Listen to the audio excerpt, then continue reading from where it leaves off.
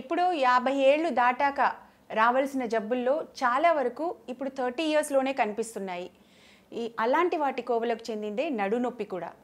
ఈ డెస్క్టాప్ జాబులు, modern life style, మన ఆహారపు అలవాట్లు ఇలాంటి అనేక కారణాల వల్ల ఇప్పుడు నడునొప్పి బాధితులు రోజు రోజుకి పెరుగుతున్నారు. సో ఈ సమస్యకి కారణాలేంటి, పరిష్కారాలేంటి, ఇలాంటి అనేక విషయాలు senior spine surgeon doctor Vinayak గారితో మాట్లాడదాం. నమస్తే సార్. సార్, యాక్చువల్లీ నడునొప్పి ఎందుకని వస్తుంది, ఏమేమి కారణాలు ఉంటాయి, దీనికి ఏమైనా పర్టికులర్ ఒక వయసు అనేది ఉందా, పిల్లలు కూడా రావచ్చా, ఇది ఎందుకు ఇట్లా? నేను డాక్టర్ కే వినాయక్ సంతోష్ అండి, consultant spine surgeon, care hospitals. So first of all ఈ నడుము నొప్పి రావడానికి ఇతర కారణాలు ఉంటాయండి. ఈ ఒక్క రీజన్ వల్లనే నడుము నొప్పి వస్తుందని ఏది లేదు. అండ్ మీరు అడిగినట్టుగా ఇది పెద్దవాళ్ళలో రావచ్చు, చిన్న వాళ్ళల్లో కూడా రావచ్చు. బట్ కారణాలు మారుతాయి అంతే. యూజువల్గా ఏంటంటే ఈ నడుము నొప్పి అనేది మనం ఇదివరకు పెద్దవాళ్ళలోనే చూసేవాళ్ళం. అంటే ఒక 50 ఇయర్స్ 60 ఇయర్స్ దాటిన తర్వాత నడుము నొప్పి అనేది సహజంగా ఉండేది. ఇప్పుడు ఏంటంటే 30 years 20 years 35 years age group వాళ్ళలో కూడా మనం ఈ నడుము నొప్పి రెగ్యులర్గా రావడం అనేది చూస్తున్నాం. ఇప్పుడు మా దగ్గరికి రోజు వచ్చే పేషెంట్స్లో మోస్ట్లీ సాఫ్ట్వేర్ జాబ్ చేసే వాళ్ళు వీళ్ళు ఎక్కువగా ఉంటారండి. ఎందుకంటే వీళ్ళు ఎక్కువసేపు కంటిన్యూగా కూర్చొని వర్క్ చేస్తూ ఉంటారు. ఈ కంటిన్యూగా కూర్చోవడం వల్ల ఏమవుతుందంటే నడుము మీద ఒత్తిడి ఎక్కువగా ఉంటుందండి. మన అప్పర్ బాడీ వెయిట్ అంటే నడుము మీదనే పడుతుంది. సో ఈ నడుము మీద ఎక్కువ ఒత్తిడి పడేసరికి నడుములో చాలా మార్పులు వస్తాయి. దీనివల్ల ఈ నడుము నొప్పి ఎక్కువగా ఉండడం అనేది మనం చూస్తూ ఉంటాం. దీన్ని అవాయిడ్ చేయడం కోసం మనం ఏం చెప్తామంటే యూజువల్గా ఇటువంటి పేషెంట్స్కి ఒక ½ అన్ అవర్ టు 40 మినిట్స్ కంటే ఎక్కువసేపు కంటిన్యూగా కూర్చోవద్దు. ఒక అరగంట కూర్చుంటే లేచి ఒక 2 మినిట్స్ వాక్ చేసి మళ్ళీ కూర్చోవచ్చు. కింద కూర్చోవడం కూడా అవాయిడ్ చేయమని చెప్తాం. ఇలా చేయడం వల్ల నడుము మీద ఒత్తిడి పడకుండా చూసుకోవచ్చు. అంటే యాక్చువల్లీ సార్, ఇప్పుడు ఓకే, సాఫ్ట్వేర్ వాళ్ళు ఎప్పుడు కూర్చొని ఉంటారు, మామూలుగా అన్ని రంగాల్లో కూడా కంప్యూటర్స్, బట్ అలా కాకుండా అసలు బేసికల్ గా ఏంటి రీజన్ ఏంటి, దానికంటే ఏం అవడం వల్ల అవుతుంది అది ప్రాబ్లం? ముఖ్యంగా నడుములో 5 బోన్స్ ఉంటాయండి. ఇది L1, L2, L3, L4, L5. ప్రతి 2 బోన్స్ మధ్యన ఈ కుషన్ ఉంటుంది, అది అందరికీ తెలిసిందే, దాన్ని డిస్క్ అంటామండి. వీటి వెనకాలే ఇలా కాళ్ళలోకి వచ్చే నర్వ్స్ ఉంటాయండి, నరాలు. ఓకే, వీటిల్లో దేని నుంచైనా నడుము నొప్పి రావచ్చు. ఓకే, సో అంటే డిస్క్, నర్వ్స్ ఆర్ బోన్ ఇందులో నుంచైనా నడుము నొప్పి రావచ్చు. ఈ స్పాండిలోసిస్ అంటాం కదా, ఈ నడుములో ఉండే బోన్స్, నడుములోనే కాదండి, స్పైన్లో ఏ బోన్ అరిగినా కూడా దాన్ని స్పాండిలోసిస్ అనే అంటాం. ఓకే, సో ఈ బోన్స్ అరగడం వల్ల, ఈ డిస్కులు అరగడం వల్ల డిస్క్లో టేర్స్ అవుతాయండి, యాన్యులార్ టేర్స్ అంటాము. వీటి వల్ల కూడా బ్యాక్ పెయిన్ సడన్గా రావచ్చు. అండ్ చిన్న పిల్లల్లో ఈ అరుగుదల వల్ల ఉంటే కూడా వేరే కారణాల వల్ల నడుము నొప్పి వచ్చేకి అవకాశాలు ఎక్కువగా ఉంటాయి. అందులో మెయిన్గా మనం చెప్పుకోవాల్సింది స్కోలియోసిస్ అంటామండి. అంటే ఈ స్పైన్ మనం స్ట్రైట్గా చూసినప్పుడు స్ట్రైట్గా ఉండాలి, కానీ ఇలా వంకరగా ఉంటుందండి. గూని అనేది ముందుకి బెండ్ అవ్వడం అండి, దాన్ని కైఫోసిస్ అని అంటారు. సైడ్కి బెండ్ అవ్వడాన్ని స్కోలియోసిస్ అని అంటాం.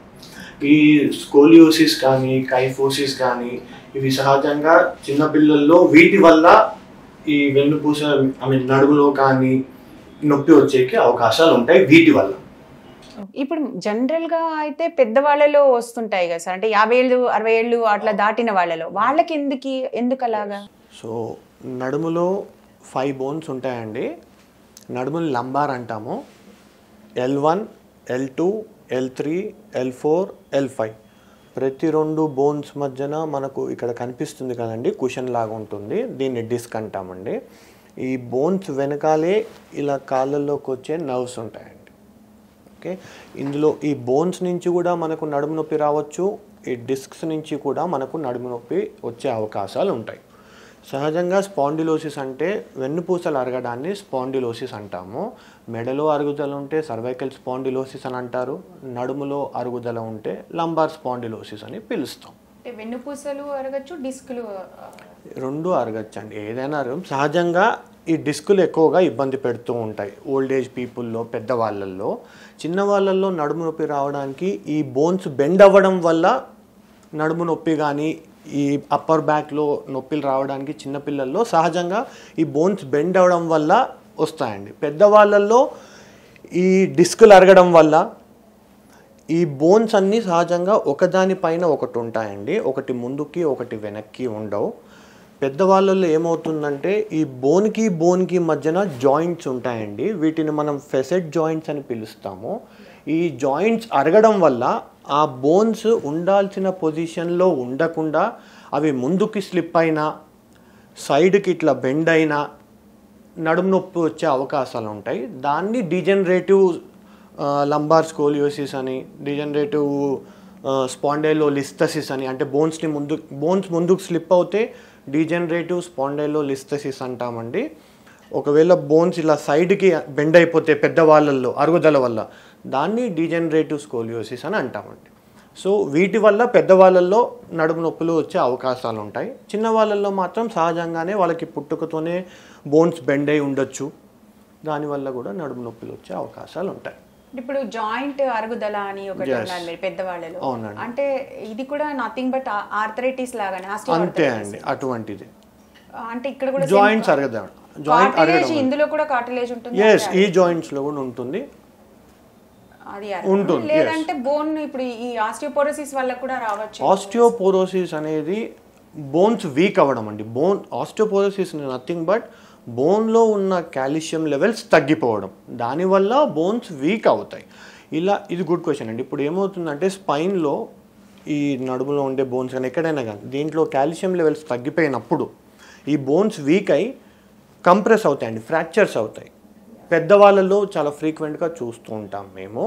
ఆస్టియోపోరోటిక్ ఫ్రాక్చర్స్ అంటామండి. వాటి వల్ల కూడా నడుము నొప్పి వచ్చే అవకాశాలు ఉంటాయి. సో అరుగుదల వల్ల కూడా నడుము నొప్పి రావచ్చు. బోన్స్లో ఉన్న కాల్షియం లెవెల్స్ తగ్గి బోన్స్ ఫ్రాక్చర్స్ అయ్యి నడుము నొప్పి రావచ్చు.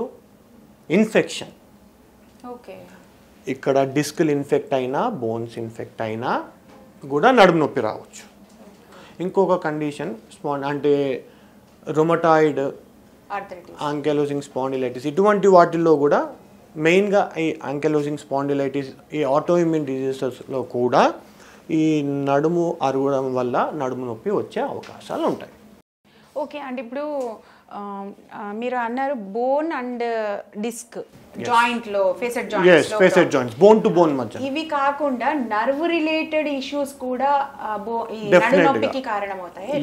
ఎస్ అండి. వీటిలో ఏమవుతుందంటే యూజువల్గా ఈ డిస్క్స్ అరిగి అవి వెనక్కి స్లిప్ అవుతే వెనకాలే కాళ్ళల్లోకి వచ్చే నర్వ్స్ ఉంటాయండి. ఈ నర్వ్స్ మీద ఒత్తిడి పెడతాయి.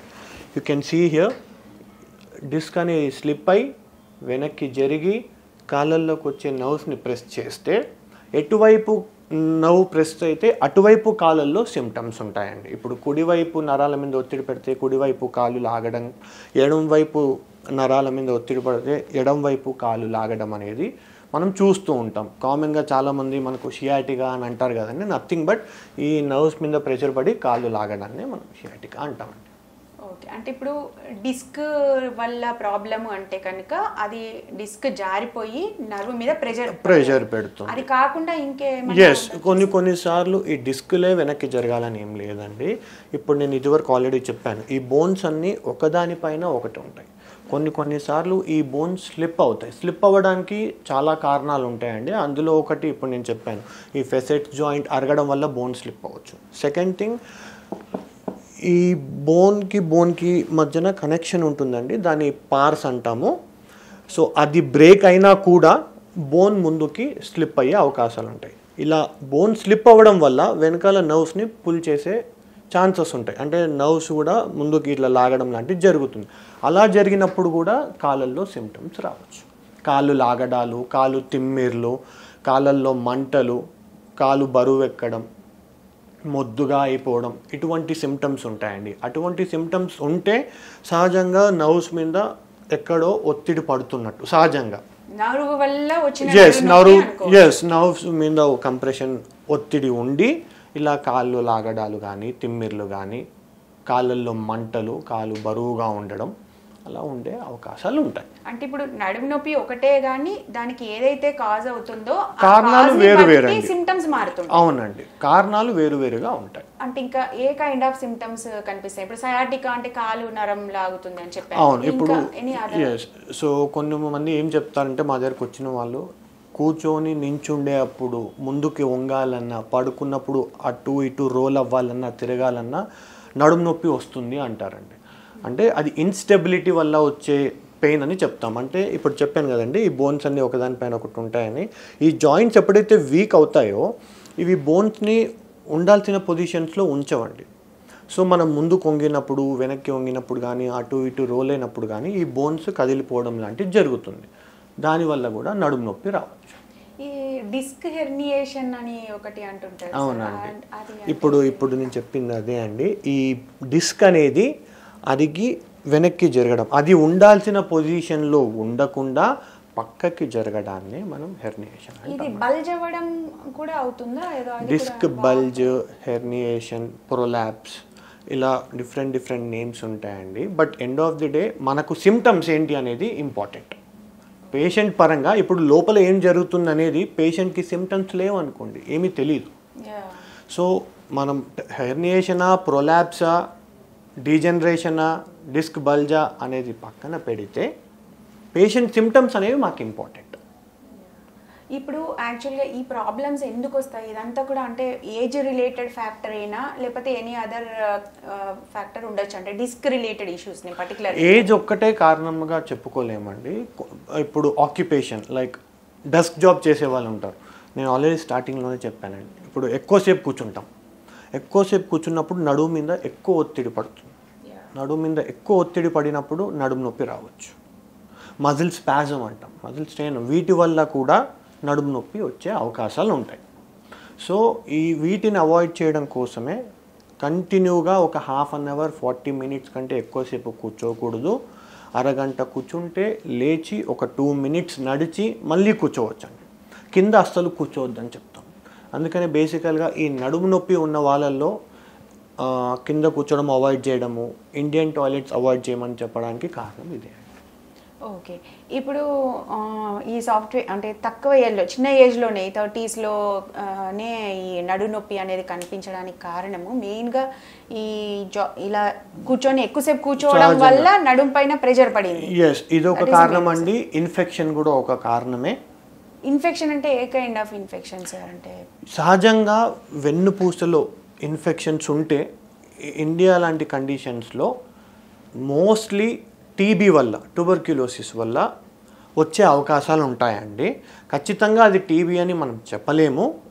మోస్ట్లీ నడుములో మనం ఇన్ఫెక్షన్స్ చూస్తే సహజంగా 90 to 95% ఆఫ్ ది టైమ్స్ ఇది ట్యూబర్క్యులోసిస్, టీబీ వల్లనే వచ్చిందని అనుకుంటామండి. ఇదివరకు ఏంటంటే నడుములో ఇన్ఫెక్షన్స్ చూసినా, అప్పర్ బ్యాక్లో ఇన్ఫెక్షన్స్ చూసినా టీబీ లాగానే ట్రీట్ చేసేవాళ్ళు, మెడిసిన్స్ పెట్టేసేవాళ్ళు. ఇప్పుడు ఏంటంటే అది టీబీ అని మనం ఖచ్చితంగా కన్ఫర్మ్ చేయాలండి. చేసిన తర్వాతే టీబీ మెడిసిన్స్ వాడాలి అని చెప్తాం. సో ఇన్ఫెక్షన్స్లో మెయిన్గా ఇది ఒక కారణం అండి. Next is brucellosis. అది చాలా రేర్. సహజంగా టీబీ వల్లనే, ఎక్కువ మటుకు టీబీ వల్లనే అయ్యే అవకాశాలు ఉంటాయి. మామూలుగా ఇప్పుడు ఇమ్యూనిటీ లో ఉన్న వాళ్ళకి జనరల్గా ఇమ్యూన్ కాంప్రమైజ్డ్ వాళ్ళు ఉంటారు కదా, వాళ్ళలో ఈ స్పైన్ రిలేటెడ్ ఇన్ఫెక్షన్స్ ఎక్కువగా వచ్చే ఛాన్సెస్ ఉంటాయండి. సేమ్ టీబీ ఇమ్యూనిటీ కాంప్రమైజ్ అయిన వాళ్ళలోనే, బేసికల్గా ఇమ్యూనిటీ తక్కువ ఉన్న వాళ్ళలోనే, అంటే రోగ నిరోధక శక్తి తక్కువ ఉన్న వాళ్ళలోనే. అంటే what I mean to ask sir, అంటే జనరల్గానే వాళ్ళలో ఇమ్యూనిటీ తక్కువ ఉన్న కండిషన్స్లో ఉంటారు, స్పెషల్ కండిషన్స్. అంటే వాళ్ళకి కనుక నడుము నొప్పి వస్తుంది అంటే మోస్ట్లీ అది కాజ్ ఇన్ఫెక్షన్ వల్లనే అనుకునే అవకాశం చెప్పలేమండి. అందుకనే మొదటిగా మనకు నడుము నొప్పి అని వచ్చిన పేషెంట్స్కి మేము ఫస్ట్గా అడిగేది ఎక్స్రే అండి. నడుముకి ఎక్స్రే తీసి అది మనం చూసిన తర్వాత దాంట్లో ఉన్న మార్పుల బట్టి ఎంఆర్ఐ చేయాలా ఏంటి అనేది డిసైడ్ చేస్తాం. మనం ఎక్స్రే చేసినప్పుడు మనకు ఓన్లీ బోన్స్ మాత్రమే కనిపిస్తాయండి. ఎక్స్రేలో డిస్కులు కనిపించవు. సో ఎక్స్రేలో బోన్స్ పక్కకి జరగడము, సైడ్కి బెండ్ అవ్వడం, ముందుకి బెండ్ అవ్వడం, ముందుకి స్లిప్ అవ్వడం, ఇటువంటివి ఏమైనా ఉంటే దెన్ మనం ఎంఆర్ఐకి గురించి వెంటనే అడుగుతాం. అటువంటివి ఏమీ లేవు, ఎక్స్రే నార్మల్గానే అనిపిస్తే సహజంగా మెడికల్ ట్రీట్మెంటే పెడతామండి. మెడిసిన్స్తో కూడా రెస్పాన్స్ లేకపోతే అప్పుడు ఎంఆర్ఐ చేస్తాం. ఎంఆర్ఐలో మనకు తెలుస్తుంది అది ఇన్ఫెక్షనా లేకపోతే డిస్క్ అరుగుదలనా, ఓకే, లేదంటే డిస్క్ ఏమైనా పక్కకి జరిగి నరాలని ప్రెస్ చేస్తుందా, ఏమైనా ఫ్రాక్చర్స్ ఉన్నాయా అనేవి మనకు ఎంఆర్ఐలో తెలుస్తాయి. ఎక్స్రేలో కూడా ఫ్రాక్చర్స్ తెలుస్తాయి, బట్ ఈ ఇన్ఫెక్షన్స్, ఈ డిస్క్ డీజనరేషన్స్, ఈ నర్వ్స్ కంప్రెస్ అవ్వడం ఇవన్నీ ఎంఆర్ఐలో బాగా తెలుస్తాయండి. ఈ బోన్స్ ముందుకి స్లిప్ అవ్వడం కానీ, స్కోలియోసిస్ అంటే సైడ్కి బెండ్ అవ్వడము, ఈ కైఫోసిస్ ముందుకి బెండ్ అయిపోవడం గూని అన్నారు కదా, ఇవి ఎక్స్రేలో బాగా తెలుస్తాయండి. ఓకే. అవి జనరల్గా ఈ కైఫోసిస్ ఉన్నప్పుడు పైకే తెలిసిపోతుంది కదా సార్ వాళ్ళకి ఇది డిఫార్మిటీ ఉంది అనేది ముందే తెలుస్తుందండి, తెలుస్తుంది, ఎక్స్రే వరకు వెళ్ళకుండానే తెలుస్తుందండి. కాకపోతే అది ఏ లెవెల్స్, దాని ఎంత యాంగిల్ ఉంది, ఎంత సివియర్గా ఉంది, మనం ఫర్దర్గా ఏదైనా ట్రీట్మెంట్ చేయాలి, ఆ బెండ్ని సరి చేయాలనుకుంటున్నారు అనుకుంటే ఇవన్నీ అవసరం అండి. అలాంటప్పుడు ఇంకా సర్జరీ ద్వారా దాన్ని సెట్ చేయడమేనా సార్? ఈ బెండ్ని ఏదైనా సరే మోస్ట్లీ సర్జరీ ద్వారానే సరి చేయగలుగుతామండి. అంటే బోన్ కట్ చేస్తారు, ఎట్లా చేస్తారు సార్ అది గూని సరి చేయడం? ఇప్పుడు ఫార్వర్డ్ బెండింగ్, కైఫోసిస్ కానీ స్కోలియోసిస్, సైడ్వర్డ్ బెండింగ్, ఇవన్నిటినీ కూడా మనం బోన్స్లో స్క్రూస్ వేసి ఎక్కడైతే మ్యాక్సిమం బెండ్ ఉంటుందో అక్కడ బోన్ని బ్రేక్ చేసి దాన్ని సాధ్యమైనంత వరకు సరి చేసి రాడ్స్ పెట్టి ఫిక్స్ చేస్తామండి.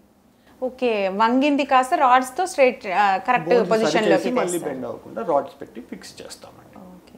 ఇప్పుడు ఇవన్నీ కూడా స్ట్రక్చరల్ డిఫార్మిటీస్ ఏనా సార్? అంటే జెనెటికల్ గా వచ్చే ప్రాబ్లమ్సా లేకపోతే? కాదండి, ఈ బెండ్స్ అనేవి పుట్టుకతో రావచ్చు, వయసు పెరిగే కొద్దీ. అంటే ఇడియోపతిక్ స్కోలియోసిస్ అంటామండి. ఇడియోపతిక్ అంటే ఇందులో మనకు కారణం తెలియదు, ఈ బోన్స్ ఎందుకు బెండ్ అవుతున్నాయి అనేది మనకు కారణం తెలీదు, దాన్ని ఇడియోపతిక్ స్కోలియోసిస్ అంటాము. సహజంగా 8 years 10 years ఆ ఏజ్ గ్రూప్లో మాకు పేషెంట్స్ యూజువల్గా ప్రెజెంట్ అవుతూ ఉంటారు. ఇట్లా మా పాపకు కానీ బాబుకి కానీ ఇట్లా నడుము వంగుతుంది అని ఆ ఏజ్ గ్రూప్లో ప్రెజెంట్ అవుతారు. 8 years 10 years 12 years అప్పుడు. సో అట్లా పేషెంట్స్ వచ్చినప్పుడు ఎక్స్రేస్ తీసి అది ఎంత కరువు ఉంది ఏంటి అనే దాన్ని బట్టి మనం ఫర్దర్గా ట్రీట్మెంట్ డిసైడ్ చేస్తాం. అచ్చా, అంటే ఓన్లీ అది స్ట్రక్చరల్ ప్రాబ్లమే, అంటే పుట్టుకతో వచ్చే ప్రాబ్లమే అనుకోవడానికి లేదండి. అది పుట్టుకతో రావచ్చు, తర్వాత రావచ్చు. ఇప్పుడు నేను చెప్పినట్టు ఈ బోన్స్ అరగడం వల్ల కూడా మనకు స్కోలియోసిస్ అనేది రావచ్చు. పెద్దవాళ్ళలో అయితే కనుక డీజనరేటివ్ స్కోలియోసిస్ అంటాం. ఓకే. ఇప్పుడు వీళ్ళకి ఒకవేళ జెనెటికల్గా అయితే కనుక అంటే ఎట్లా సార్, ప్రెగ్నెన్సీలో ప్రాబ్లం రావడం వలన ఎందుకు అట్లా వస్తుంది? ఇప్పుడు చాలా మటుకు ఈ 10 years 12 years ఏజ్ గ్రూప్లో మనం ఏవైతే స్కోలియోసిస్లు చూస్తామో బెండ్, అవి ఎందుకు వచ్చాయి అనేది మనకు తెలియదండి. కొన్ని న్యూరోమస్కులర్ డిసార్డర్స్ అంటాము, అంటే జెనెటికల్గా ఇప్పుడు మీరు అడిగినట్టు వాటిల్లో జీన్స్లోనే మార్పులు ఉండి వాళ్ళకి స్పైన్ దగ్గర ఉండే మజిల్స్, ఈ కండరాలన్నీ వీక్ అయిపోయి అవి బోన్స్ని ప్రాపర్గా హోల్డ్ చేయకపోవడం వల్ల కూడా బోన్స్ బెండ్ అయిపోతాయి. Okay okay, spinal muscular atrophy అంటాం, ఎస్ఎంఏ అంటాం. ఇది ఒక మెయిన్ కారణము, ఎంగేజ్ గ్రూప్లో జెనెటికల్గా వచ్చేది ఎస్ఎంఏ అంటాము. దాంట్లో కూడా ఈ బోన్స్ ఇలా బెండ్ అయిపోవడము, అది సివియారిటీ బట్టి డిపెండ్ అయి ఉంటుంది. కొంతమంది పిల్లవాళ్ళు అసలు నడవలేరు, ఎస్ఎంఏ ఉన్న పిల్లవాళ్ళు కొందరు నడవలేరు, వీల్ చైర్లోనే ఉంటారు. వాళ్ళకి ఆ కండిషన్స్లో ఎందుకు సర్జరీస్ చేస్తామంటే వాళ్ళకి వీల్ చైర్లో కూర్చోవడానికి కూడా ఇబ్బందిగా ఉంటుంది, అంతగా బెండ్ ఉంటుంది.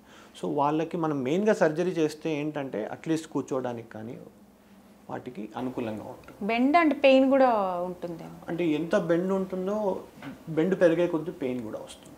కొంతమందికి కాళ్ళు కూడా లాగొచ్చు, న్యూరలాజికల్ సిమ్టమ్స్ కూడా ఉండొచ్చు. అందరికీ ఇలాగే ఉండాలనేది ఒక్కొక్కరికి ఒక్కొక్క విధంగా ప్రెజెంట్ అవుతారండి.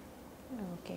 సో ఇప్పుడు మీరు నడుము నొప్పి ఒక్కొక్క కారణాన్ని బట్టి దాని సిమ్టమ్స్ మారుతాయని ఇందాక అన్నారు కదా, అంటే ఇప్పుడు మనము అంటే before going to X-ray or MRI అంటే మీరు క్లినికల్గా సిమ్టమ్స్ని బట్టే ఇది ఫలానా కారణం వల్ల వచ్చే నడుము నొప్పి అని can you find it out? అంటే ఎలా అది చెప్పచ్చండి. ఇప్పుడు నేను ఇదివరకు అన్నాను, ఇప్పుడు కొంతమంది పేషెంట్స్ మాకు సహజంగా ఏం చెప్తుంటారంటే కాళ్ళు లాగుతున్నాయి, కాళ్ళు తిమ్మిర్లు వస్తున్నాయి, కాళ్ళు బరువు ఎక్కుతుంది, కాళ్ళల్లో మంటలు, ఒక 2 minutes నడవగానే ఇక నేను నడవలేను, కూర్చోవాలి, కూర్చొని ఒక 2-3 minutes కూర్చుంటే మళ్ళీ నడవగలుగుతాను, మళ్ళీ కొంచెం దూరం నడవగానే మళ్ళీ అంతే బ్రేక్, నేను కూర్చుండిపోవాలి.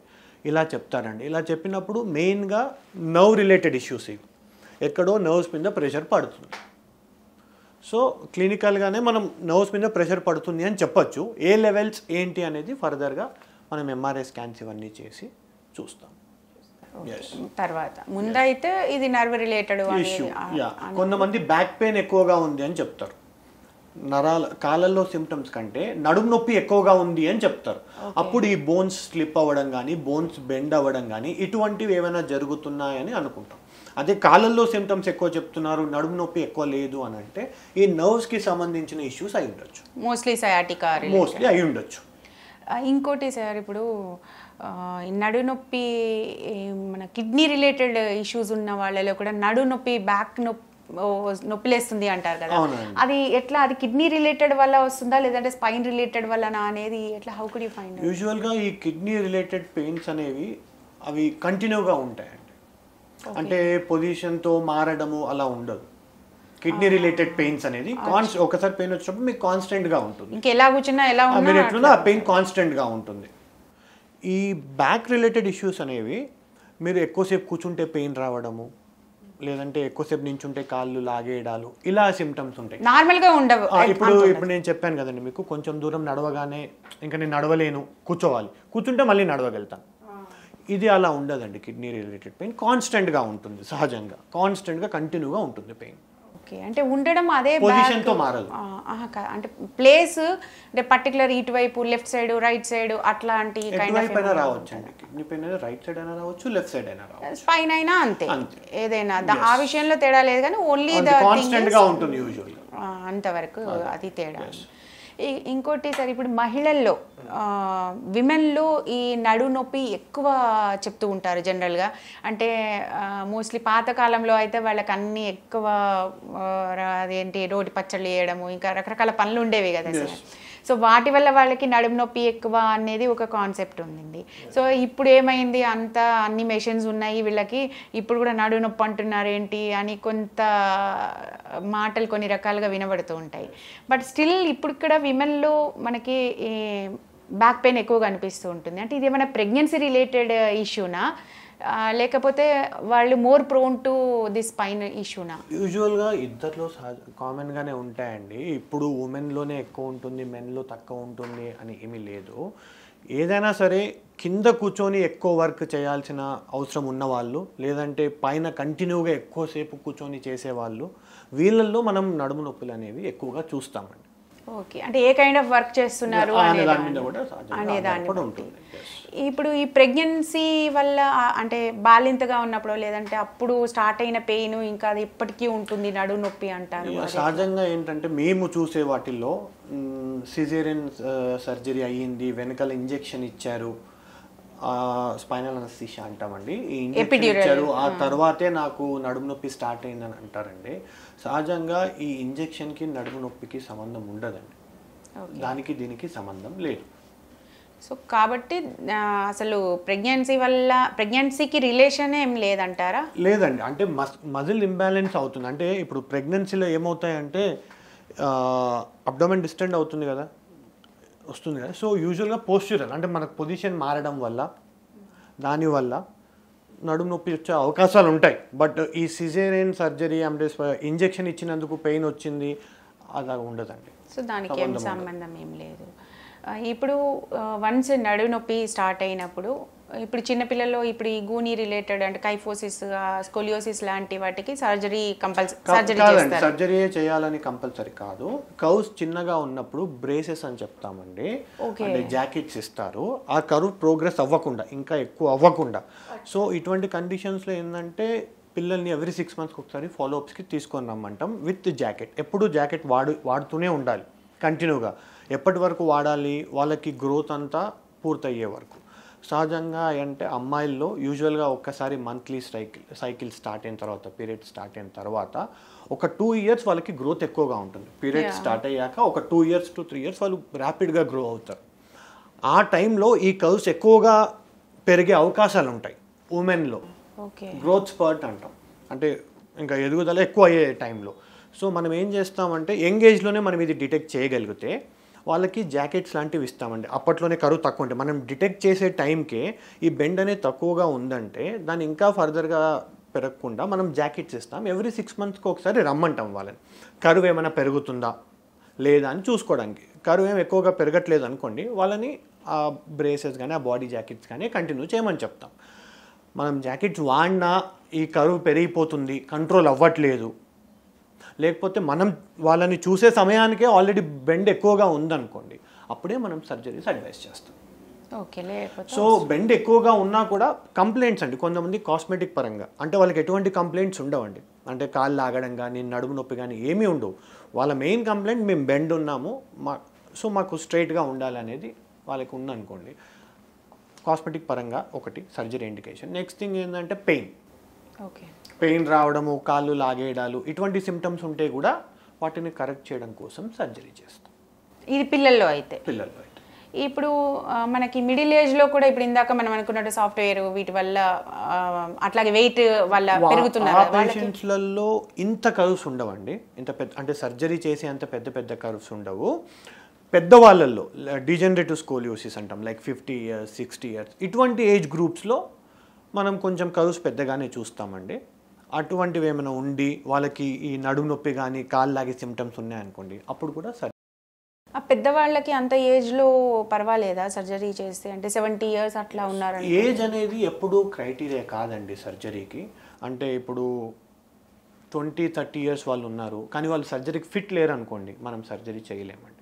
అదే 70 years ఉన్నా 80 years ఉన్నా ఆ ఏజ్కి వాళ్ళ బ్లడ్ టెస్ట్లు కానీ హార్ట్ కానీ లంగ్స్ కానీ అన్నీ నార్మల్గా ఉన్నాయి అనుకోండి, సర్జరీ కంటే ముందే మనం కొన్ని టెస్ట్లు చేస్తామండి, వాటిని సర్జికల్ ప్రొఫైల్ అంటారు.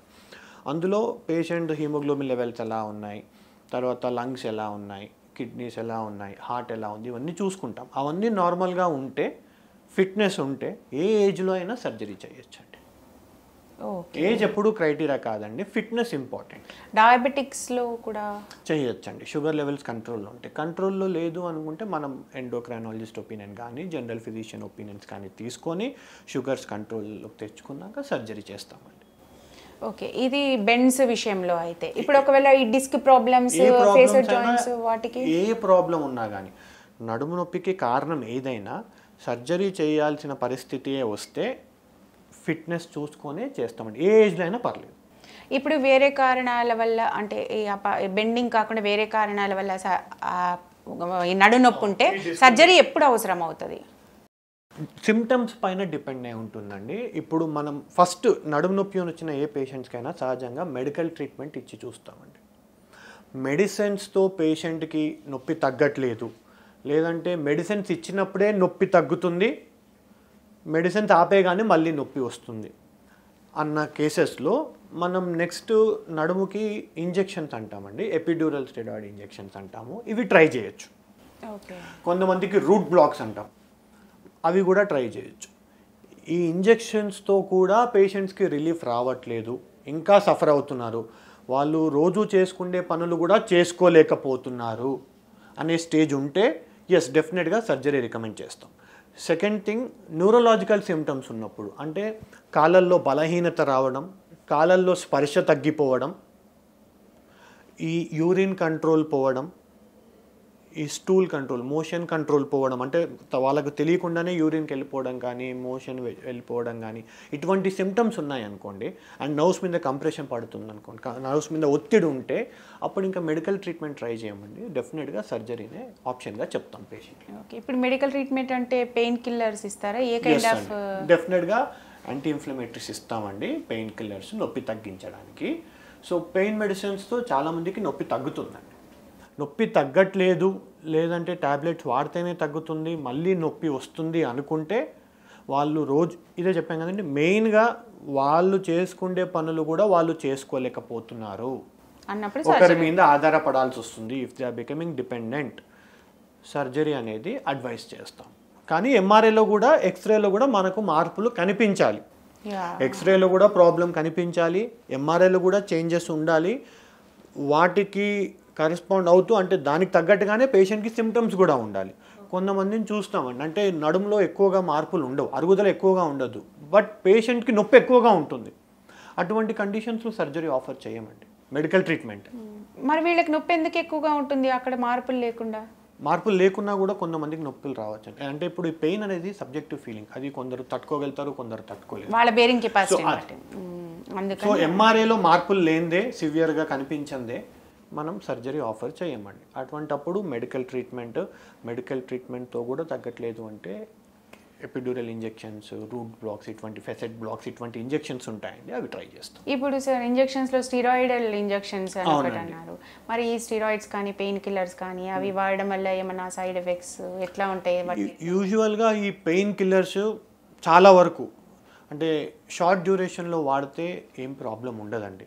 ఇప్పుడు కొంతమంది ఎస్పెషల్లీ ఊర్లలో ఎక్కువ అవగాహన లేనప్పుడు ఏమవుతుందంటే వాళ్ళు ట్యాబ్లెట్స్ డాక్టర్ ఒక 1 వీక్కో 10 డేస్కో రాస్తే వాళ్ళు అవి కంటిన్యూగా వాడతారండి, మళ్ళీ ఫాలోఅప్స్కి రారు, అలాగే వాడుతూ వెళ్తారు వాళ్ళు.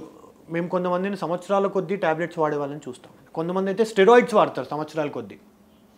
సో ఇలా వాడినప్పుడే కిడ్నీస్ ఎఫెక్ట్ అవ్వడం, నొప్పి ట్యాబ్లెట్స్ ఎక్కువ వాడినందుకు కిడ్నీస్ డ్యామేజ్ అవ్వడం, స్టెరాయిడ్స్ ఎక్కువగా వాడినందుకు బోన్స్ వీక్ అయిపోవడం, ఈ తొంటిలో బోన్స్ డ్యామేజ్ అవ్వడం, ఏవిఎన్ అంటామండి, ఇటువంటివి జరిగే అవకాశాలు ఉంటాయి. సో అప్పుడు నొప్పి తగ్గింది కదా అని చెప్పేసి ఇంకా అవే టాబ్లెట్స్ కంటిన్యూ వాడుతూ ఉంటారు, లేకపోతే నొప్పి వచ్చినప్పుడల్లా వీళ్ళు టాబ్లెట్స్ వేసేసుకోవడానికి అలవాటు పడిపోతారు, డాక్టర్ దగ్గరికి మళ్ళీ ఫాలోఅప్స్కి రాకుండా. అలా డాక్టర్ గైడెన్స్ లేకుండా మీరు వాడితేనే ఇటువంటి సైడ్ ఎఫెక్ట్స్ వచ్చే అవకాశాలు ఎక్కువగా ఉంటాయి. సో సొంత వైద్యం వల్ల వచ్చే మంచిది కాదు, చిక్కు అది. డెఫినెట్గా మీ దగ్గరలో ఉన్న స్పెషలిస్ట్ని కలవడం మంచిది. ఓకే, ఇప్పుడు సర్జరీ అన్నప్పుడు సర్జరీ అంటే ఎట్లా చేస్తారు సార్? ఇప్పుడు డిస్క్ రిలేటెడ్ కానీ నర్వ్ రిలేటెడ్ కానీ అట్లాంటి. సో ఈ సర్జరీలో కూడా డిఫరెంట్ ఆప్షన్స్ ఉంటాయండి. పేషెంట్ ఉన్న ప్రాబ్లము ఇండికేషన్ బట్టే మన సర్జరీ డిపెండ్ అవుతుంది. ఇప్పుడు నేను చెప్పినట్టు ఈ బెండ్ సరి చేయడము, ఈ స్కోలియోసిస్ సర్జరీలు, కైఫోసిస్ సర్జరీలు సహజంగా ఓపెన్ సర్జరీస్, అంటే వెనకాల బ్యాక్ ఓపెన్ చేసే సర్జరీస్ చేయాల్సి వస్తుంది. ఇప్పుడు ఓన్లీ ఈ డిస్క్ పక్కకు వచ్చి నర్వ్స్ని కంప్రెస్ చేస్తుంది, పేషెంట్కి బ్యాక్ పెయిన్ ఎక్కువగా లేదు, ఓన్లీ కాళ్ళల్లోనే సిమ్టమ్స్ ఉన్నాయి అనుకోండి, అటువంటప్పుడు ఓన్లీ ఈ పక్కకు వచ్చిన డిస్క్ని మాత్రం తొలగిస్తే సరిపోతుంది. దాన్ని డిస్కెక్టమీ అంటామండి. ఇది చేయడానికి డిఫరెంట్ ఆప్షన్స్ ఉంటాయండి. ఎండోస్కోపిక్ డిస్కెక్టమీ అంటాము, మైక్రోట్యూబులర్ డిస్కెక్టమీ అంటాము, మినీ ఓపెన్ డిస్కెక్టమీ, ఇట్లా రకరకాల ఆప్షన్స్ ఉంటాయండి. అది పేషెంట్ ఫిజిబిలిటీ బట్టి మనం డిసైడ్ చేస్తాం. ఓన్లీ కాళ్ళల్లో సిమ్టమ్స్ ఉన్నాయి, బోన్ ఏం స్లిప్ అవ్వట్లేదు, బోన్లో ఏం ప్రాబ్లం లేదు. కొన్నిసార్లు ఈ బోన్స్ స్లిప్ అయిపోవడం వల్ల కూడా బ్యాక్ పెయిన్ వస్తుంటుంది. అటువంటప్పుడు ఈ డిస్కెక్టమీస్తో పెద్దగా ఉపయోగం ఉండదండి. ఫ్యూజన్ అంటాం, అంటే ఆ స్లిప్ అయిన బోన్, ఇప్పుడు ఉదాహరణకి ఈ L4 అనే బోన్ స్లిప్ అయింది అనుకోండి, ఈ L4లో L5లో స్క్రూస్ వేసి రాడ్స్ పెట్టి ఫిక్స్ చేస్తామండి. అదే టైంలో ఈ నర్వ్స్ కూడా, ఈ డిస్క్ కూడా ఏదైనా నర్వ్స్ని కంప్రెస్ చేస్తుంది అంటే ఆ డిస్క్ను కూడా తొలగించి దాని ప్లేస్లో కేజ్ అని ఒకటి వస్తుందండి, ఆ కేజ్ అనేది పెడతాం. కేజ్ అంటే ఇంకా డిస్క్ చేసే పని అది చేస్తుంది అంతే. యూజువల్గా ఈ కేజ్ పెట్టడం వల్ల అడ్వాంటేజ్ ఏంటంటే, ఇప్పుడు ఈ బోన్ ముందుకు స్లిప్ అవుతుంది కదండి, ఈ బోన్ స్లిప్ అవ్వకుండా మనం ఈ నెక్స్ట్ బోన్తో దీన్ని జాయిన్ చేస్తాం. ఉదాహరణకి ఇప్పుడు చెయ్యో కాలో ఫ్రాక్చర్ అయిందనుకోండి, మనం ఒక రాడ్డో ప్లేటో వేసి ఫిక్స్ చేస్తాం. అది ఎందుకు ఫిక్స్ చేస్తామంటే అది ఎక్కడైతే బోన్ ఫ్రాక్చర్ అయిందో ఆ బోన్ అంటుకుపోవాలి. అంటుకున్నాక మీరు కావాలంటే తీపిచ్చేసుకోవచ్చు ఆ ప్లేటో రాడ్.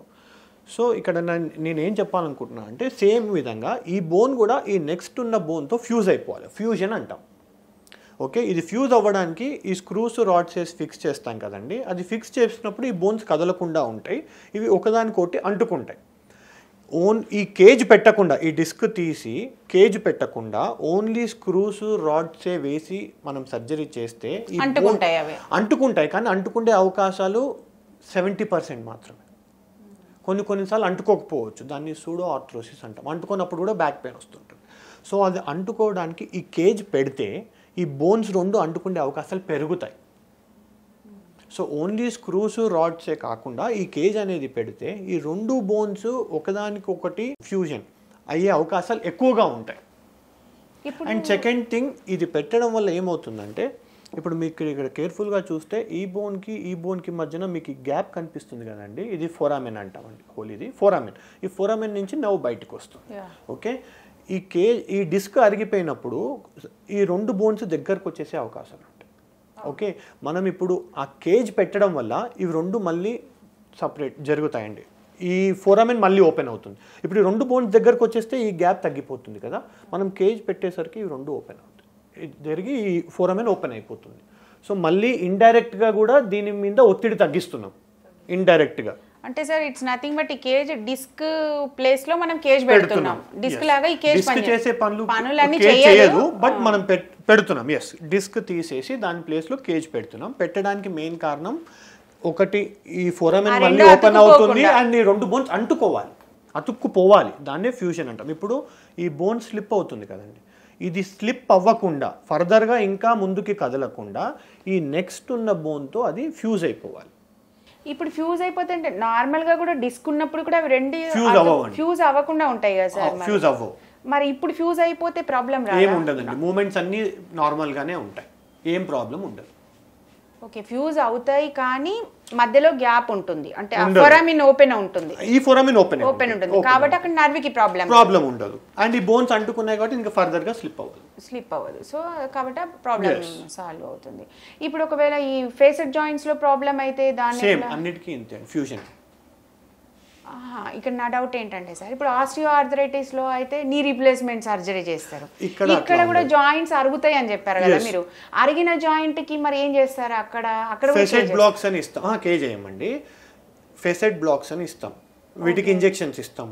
అప్పటికి పెయిన్ తగ్గకపోతే, పేషెంట్స్కి పెయిన్ తగ్గకపోతే సేమ్ ఈ 2 బోన్స్ ఫ్యూజ్ చేస్తాం. ఇది ఒక్కసారి ఫ్యూజ్ అయిపోయిన తర్వాత ఇంకా ఫెసెట్ రోల్ ఏమి ఉండదు, ఇంకా ఫెసెట్ మీద ఒత్తిడి ఉండదు, అక్కడి నుంచి పెయిన్ రాదు. బట్ జాయింట్ లాగా ఏం కాదండి, మూమెంట్ అంతా.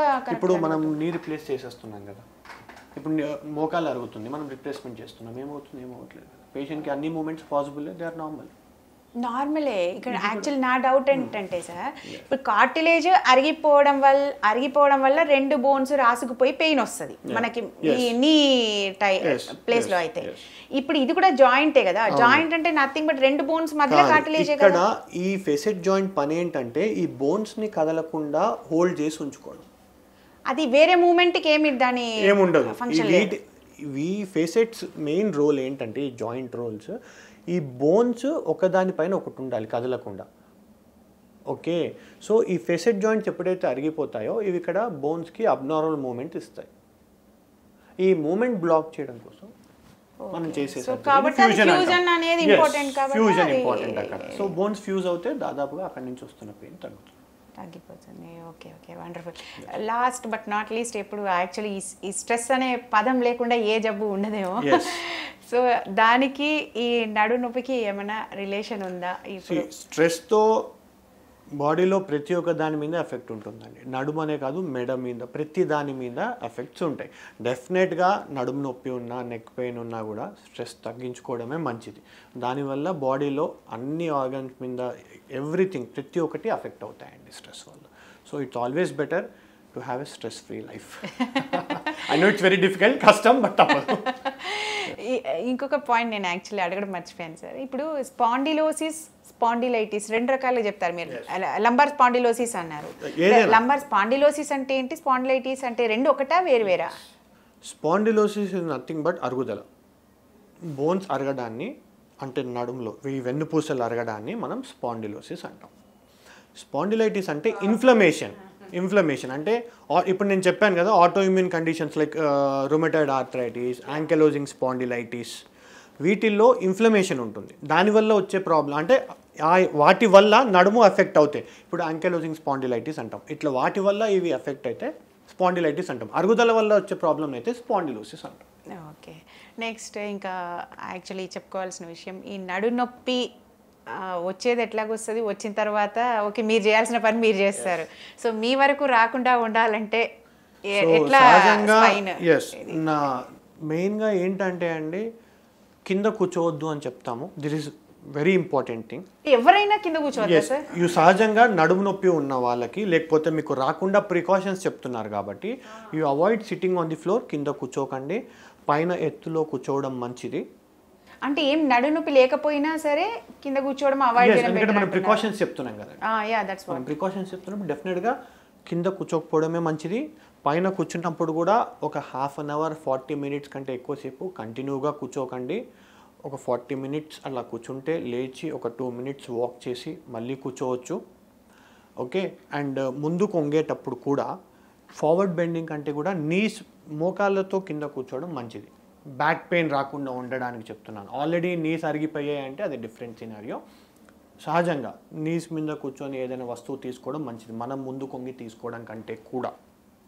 అండ్ డెఫినెట్గా బ్యాక్ స్ట్రెంథనింగ్ ఎక్సర్సైజెస్ అంటాం. నెక్కుంటే నెక్ స్ట్రెంథనింగ్ ఎక్సర్సైజెస్ అని, నడుముకైతే నడుముకి లో బ్యాక్ స్ట్రెంథనింగ్ ఎక్సర్సైజెస్ అని చేస్తారండి.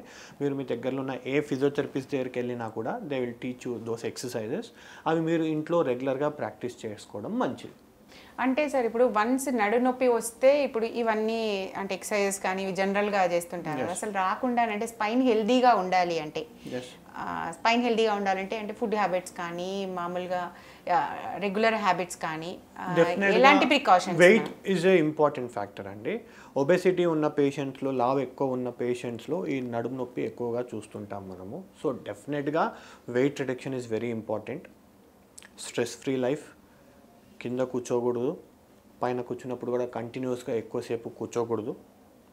And back strengthening exercises, pain ఉన్నా లేకపోయినా it's always better to do exercises. So computer మీద ల్యాప్టాప్ మీద పని చేయాల్సి వచ్చినా కూడా మధ్య మధ్యలో లేచి తిరుగు. ఎస్ డెఫినెట్గా మేము సాఫ్ట్వేర్ ఎంప్లాయీస్ కానీ for that I mean as a matter of fact a desk job చేసే వాళ్ళకైనా మేము చెప్పే ప్రికాషన్స్ ఇవే. మధ్యలో లేచి నడవడం అనేది that is very important. So బేసిక్గా రెగ్యులర్ వాకింగ్ ఈజ్ గుడ్డా లేకపోతే దానికి ప్రత్యేకంగా నడుముకి సంబంధించిన ఎక్సర్సైజ్ చేయడం బెటరా? వాకింగ్ ఈజ్ ఆల్వేస్ బెటర్, దాంతోపాటు exercises. Walking is always better, వాకింగ్తో మనం వెయిట్ కంట్రోల్లో పెట్టుకోవచ్చు. ఓకే, ఇక్కడ ఇంకొక విషయం సార్, పిల్లల్లో నడుము నొప్పిని మనం నివారించడానికి ఏమైనా వీలవుతుందా? అంటే ప్రికాషన్స్ అట్లీస్ట్ మీరు ప్రోగ్రెస్ అవ్వకుండా మీరు జాకెట్స్ ఇస్తామని అప్పుడు చెప్పాను. స్కోలియోసిస్ వాటిల్లో మనం బ్రేసెస్ అవన్నీ ఇస్తామని. అంటే దాన్ని మనం ప్రివెంట్ చేయలేము పిల్లల్లో. స్కోలియోసిస్ నో యూ కెనాట్, మీరు ప్రివెంట్ చేయలేరు దాన్ని.